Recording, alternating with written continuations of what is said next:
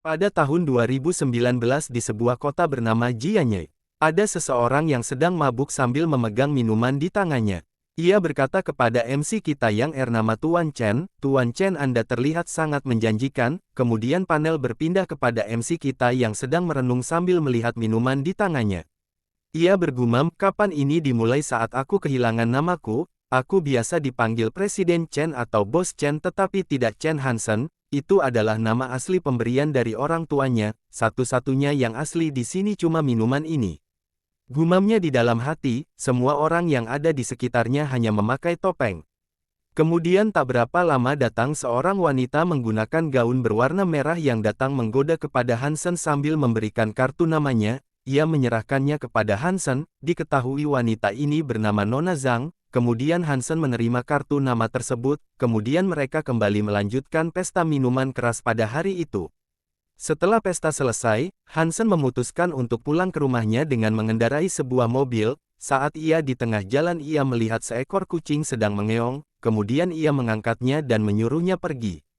Takut nanti kucing itu tertabrak kendaraan yang melintas, kemudian Hansen masuk ke dalam mobilnya dan dia teringat kedua orang tuanya karena dia sudah lama tidak mengunjungi mereka. Kemudian Hansen bergegas pergi dari sana sambil memandangi kartu nama yang diberikan kepadanya dari gadis-gadis yang ada di pesta.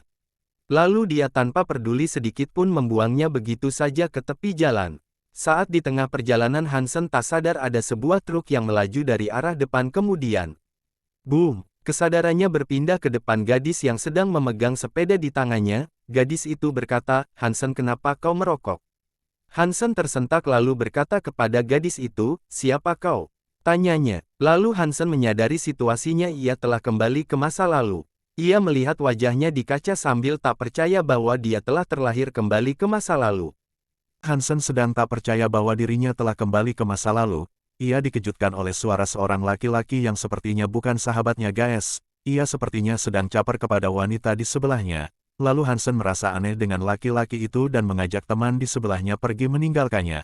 Terus wanita itu berkata kepada Hansen, "Aku tadi malam sudah mengatakannya bahwa aku tak mau pacaran sampai aku lulus kuliah." Sepertinya Hansen habis menembak wanita itu. "Ya Gaes, jika kamu merokok lagi aku akan memberitahu Bibi Liang," ujar wanita tersebut kepada Hansen. Sepertinya Bibi Liang ini adalah ibu Hansen Gaes. Lalu wanita itu memberi botol air minum sambil menyuruh Hansen cuci muka dan mengambil surat masuknya di sekolah. Laki-laki caper itu menegur wanita yang memberikan botol kepada Hansen sambil merasa cemburu sepertinya Gaes. Tapi Hansen hanya diam saja tidak menerima pemberian itu. Lalu wanita tersebut meletakkan botol di samping Hansen sambil pergi meninggalkannya. Hansen bergumam di dalam hatinya, "Xiao Rongyu, apakah aku tadi malam menembakmu?" Kemudian diketahui wanita itu bernama Xiao Rongyu. Ternyata Xiao Rongyu adalah gadis yang Hansen suka saat dia di sekolah menengah. Lalu teman di samping Hansen merangkulnya sambil berkata, "Jangan tertipu dengan kecantikan wanita itu," ujarnya. Hansen menoleh kepada temannya sambil berkata, "Siapa kau?" Kemudian mereka berdua pergi dari tempat itu untuk mengambil surat masuk perguruan tinggi di sekolahnya. Lalu kita diperlihatkan guru yang sedang memberikan surat kepada Hansen, dan temanya yang bernama Wang Zibo. Guru ini di kehidupan sebelumnya Hansen tidak dapat menghadiri pemakamannya dikarenakan Hansen saat itu ada di luar negeri. Lalu Hansen mengambil sebungkus rokok milik gurunya sambil berkata, "Guru, kamu harus mengurangi rokokmu demi kesehatan." Kemudian Hansen menyita rokok demi kebaikan gurunya. Gurunya pun tersentak lalu ia merasa terharu kepada Hansen. Kemudian kita diperlihatkan Xiao Rongyu dan lelaki caper itu sedang membicarakan hal buruk tentang Hansen. Hansen pun datang dan menyapa mereka semua. Lalu Hansen mendekati Xiao Rongyu sambil bertanya, "Kamu masuk universitas mana?" Xiao Rongyu menjawab, "Donghai University," sambil malu-malu. "Kebetulan aku Fakultas Keuangan dan Ekonomi di seberangmu," ungkap Hansen kepada Xiao Rongyu. Lalu Hansen bertanya kepada Xiao Rongyu, "Jam berapa sekarang?" 5:20, jawab Xiao Rongyu. Kemudian Hansen memegang tangan Xiao Rongyu sambil berkata, "Jamnya cantik, apa kamu baru saja membelinya?" "Apakah kamu baru saja mengatakan 5:20?" kata Hansen kepada Xiao Rongyu. Lalu lelaki caper itu berteriak kepada Hansen, "Sialan, apakah kamu sedang merayunya dan kamu berani-beraninya menyentuh Xiao Rongyu?" Kemudian lelaki caper itu mengajak Xiao Rongyu untuk pergi dari sana. Dapat dilihat ternyata Xiao Rongyu sedang tersipu malu dan pipinya memerah. "Ya Gaes ya." Lalu Hansen bergumam pada dirinya sendiri, "Ternyata aku kembali ke masa lalu, aku tak bisa mundur saat ini." Setelah sekian lama Hansen merasakan kebebasan yang selama ini ia dambakan, Hansen bertekad akan memulainya kembali sejak awal. Saat di kehidupan sebelumnya, Hansen tidak pulang ke rumah orang tuanya selama beberapa tahun dikarenakan pekerjaannya, tapi saat ini akhirnya Hansen bisa pulang dan melihat kedua orang tuanya, ia pun bergegas pergi dan pulang menuju rumahnya. Tapi pada saat di perjalanan pulangnya ia dipanggil oleh Xiao Rongyu. Hansen bergumam, pada saat hari pertamanya ia terlahir kembali. Bagaimana bisa ia terat oleh orang-orang itu? Xiao Rongyu berkata, hanya kalian berdua yang belum menulis sesuatu di catatan buku kenang-kenangan kelasnya. Lalu Xiao Rongyu mengeluarkan buku kecil dari tasnya sambil memberikan kepada Hansen agar Hansen dan temannya bisa menulis sesuatu di buku itu. Apapun yang kamu tulis itu akan menjadi kenangan, ujar Xiao Rongyu kepada Hansen. Hansen pun mulai membuka-buka buku itu sambil melihat isi tulisan di dalamnya. Xiao Rongyu pun tersipu malu sambil berkata kepada Hansen, apa yang kamu lihat? Jika kamu melihat lagi akan kurobek matamu. Hansen bergumam di dalam hatinya, buku catatan, ini sangat kuno dan lucu. Chen Hansen dengan singkat memandang dada Xiao Rongyu. Sekilas Xiao Rongyu merasa malu dan pipinya memerah. Si lelaki caper itu tersadar, kemudian meneriaki Chen Hansen, sialan apa yang sedang kau lihat bajingan? Kemudian Hansen memandangi buku catatan itu sambil bergumam, semua orang menulis begitu serius, kecuali puisi cinta. Xiao Rongyu menyuruh Hansen untuk segera membuka halaman kosong dan cepat segera menulisnya. Lalu Hansen melempar buku itu kepada temannya sambil menyuruh temannya untuk menulisnya terlebih dahulu. Lalu Wang Zibo menulis permohonan agar Xiao Rongyu menjadi lebih cantik dan bahagia. Kemudian giliran Hansen menulis permohonannya, ia menulis begitu serius. Setelah selesai Hansen memberikan buku itu kepada Xiao Rongyu sambil membacanya dan tersipu malu. Lalu lelaki caper itu mengajak mereka semua agar segera pulang karena hari akan mulai gelap. Kemudian panel diperlihatkan Hansen dan Wang Zibo pergi pulang bersama sambil bercanda ria. Hansen mengajak Wang Zibo untuk pergi ke McDonald suatu saat nanti. Lalu Wang Zibo menjawab, kenapa tidak malam ini saja? Tidak, ujar Hansen kepada Wang Zibo, karena aku ingin makan malam bersama orang tuaku. Kemudian mereka berdua pun berpisah. Singkat cerita Hansen pun tiba di depan pintu rumahnya. Hansen segera mengetuk pintu sambil berkata, ibu ini aku buka pintunya. Sambil merasakan perasaan rindu dan bahagia karena dia akan bertemu orang tua yang sudah lama tak pernah dikunjunginya. Tak selang berapa lama ibu Hansen pun keluar sambil memarahinya, kenapa kau begitu berisik? Lalu Hansen bergegas masuk ke rumah sambil berkata, AC-nya mati panas sekali di sini. Hansen mengambil remote AC lalu menghidupkan ia sambil bertanya kepada ibunya, di mana ayah? Ibu Hansen menjawab, ayah belum pulang sambil mengomel kepada Hansen. Hansen pun merasa sudah lama sekali dia tidak mendengar ocehan ibunya. Lalu ibu Hansen memberikan sepotong semangka kepada Hansen. Tak menunggu lama Hansen langsung memakan semangka itu sambil merasakan perasaan hangat yang familiar ini. Di chapter ini scene diawali dengan sebuah panel yang memperlihatkan Hansen dan Xiao Rongyu sedang bertemu. Sekali lagi Xiao Rongyu menegaskan bahwa ia memang tak ingin berpacaran sampai ia lulus kuliah. Karena ia tak ingin studinya terganggu, kemudian Hansen membenarkan sambil berkata, benar kamu cerdas dan berpacaran bisa mengganggu studimu nanti.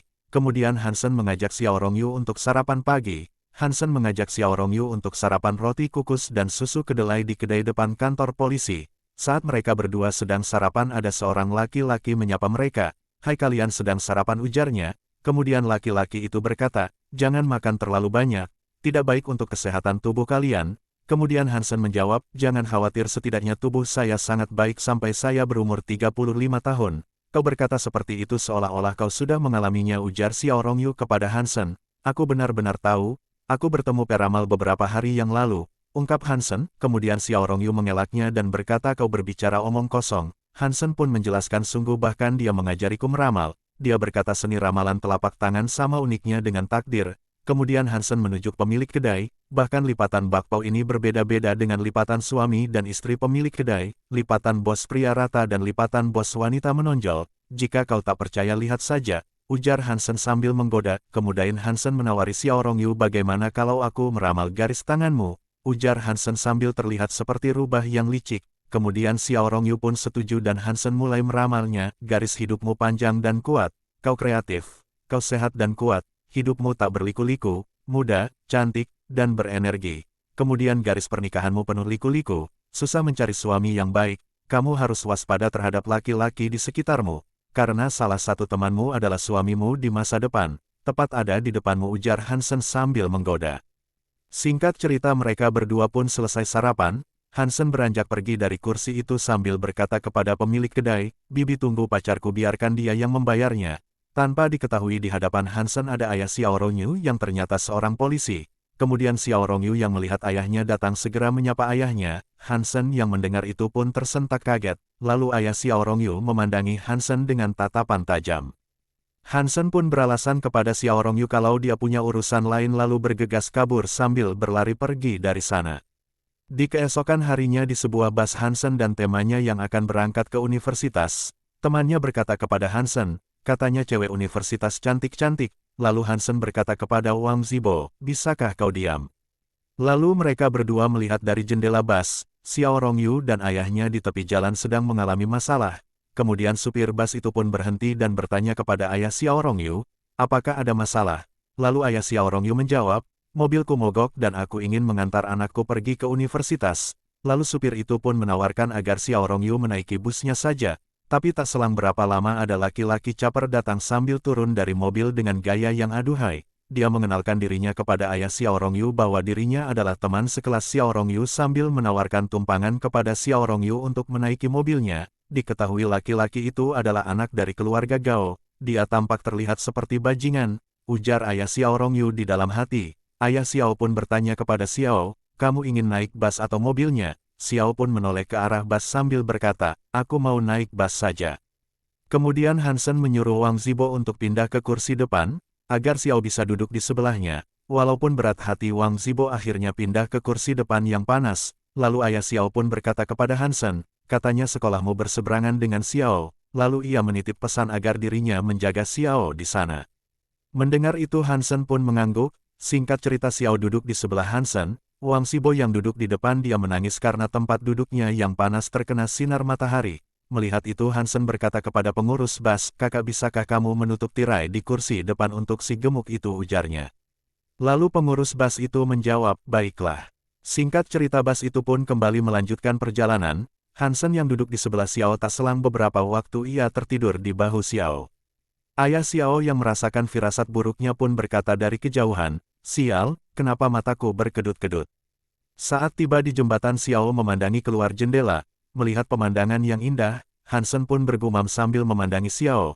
Dia terlihat sangat cantik jika dilihat dari dekat, kemudian wajah mereka pun berhadapan. Xiao yang menyadari itu pun lalu tersentak menjauh dan merasa malu sampai pipinya memerah. Melihat Hansen yang biasa saja Xiao pun bertanya, kenapa kamu tidak terkejut? Mendengar itu Hansen menjawab, aku sudah terbiasa mengunjungi Jianye jadi melihat pemandangan jembatan biasa saja bagiku. Xiao bergumam dia begitu dingin sekarang. Singkat cerita bus itu sampai di terminal kota Jianye, kota tujuan mereka.